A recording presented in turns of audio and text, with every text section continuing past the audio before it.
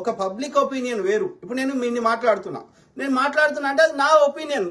నీకు నేను చెప్పింది నచ్చకపోతే నువ్వు చెప్పుకోముచ్చట నీకు నచ్చింది అంతవరకు. కానీ నన్ను వ్యక్తిగతంగా హింస చేస్తా, నా ఆర్థిక మూలాలను దెబ్బ కొడతా, నా కుటుంబ జీవితంలోకి వచ్చి ఇబ్బంది పెడతా అంటే తోలు తీస్తారు.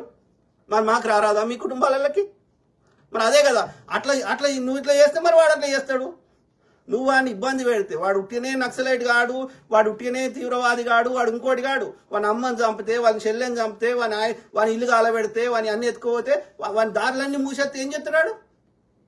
పిరికోడైతే ఆత్మహత్య చేసుకొని చచ్చిపోతాడు. ఇక లేదు అంటే వాడు ఏం చేస్తాడు? తిరిగి కొడతాడు.